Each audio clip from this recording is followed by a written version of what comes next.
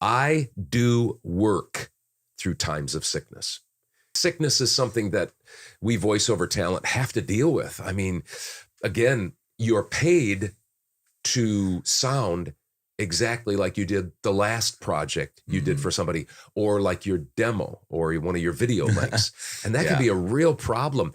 You know, when I was in radio, I've told this story so many times, I hope you don't mind, but you got on the radio and I did mornings. And so it was just pretty easy to say, boy, you know, I've got a cold here, got a sore throat. You know, I hope you're doing well today. It's kind of the flu season. You know, maybe you're suffering through this and you're going to work. Let's do it together kind of stuff. And you're a personality. And so you can get away with that. But when they're hiring you for your voice, just your voice, they don't know you. They don't, in one sense, they don't care about you. Then working through sickness can be a little bit of a difficult time. So anyway, I don't know if I just work no matter what, because that's what I witnessed my parents and other relatives do. I just saw, like, my dad made cheese. He worked for UPS. He just went to work. My mom just babysat for people and just went to work all the time. And their parents did too. They were farmers and cheesemakers.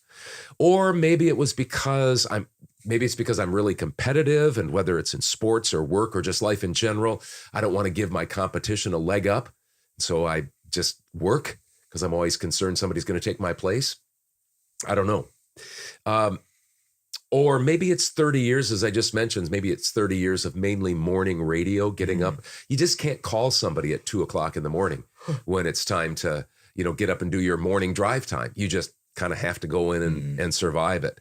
And so maybe it's those things that cause me to work kind of when I'm deathly ill, or no matter what. Maybe it's because I've been a parent. Or maybe it's just because I'm mentally ill. I don't know. You know, it could be because or it could be all those things. Yeah, combined. Yeah. Yeah. But I work during times of sickness. Again, you might not do that, and that's fine. I don't think any less of you because you choose not to. You just need to understand that if you choose not to work, you've got to work something out with your clients. Some clients I found are very, very supportive. They, oh, don't worry about it. Or, oh, you sound fine, when you really don't. But they take their stuff anyway. Maybe it's e-learning and it just doesn't really matter that much. But you got to figure out how to please your clients. And sometimes you can lose jobs based on your sickness or not being willing to work. And so I have a tendency to do that. See, I've trained myself and my clients to, first of all, expect very fast turnaround times, whether it's warm responses, phone calls, emails, revisions, projects in general.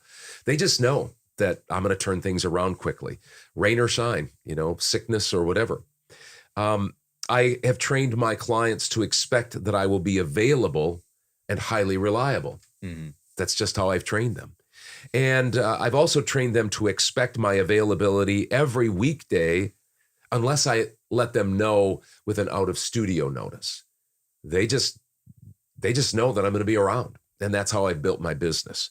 And so one of these days I'm going to slow down and I'm going to retrain my clients. And it'll probably cost me. It will. It'll cost you probably financially. Maybe you can make it up some other way. I haven't figured it out yet. I just have to work. My talent level, how I built my business, I just have to work a lot. And so I work whether I'm sick or not. So for now, I'm working while I'm sick. And it's just one of the reasons that I believe that I've been successful as a voiceover talent, is because I just have trained myself to do that.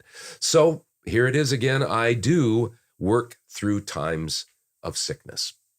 That's my pattern.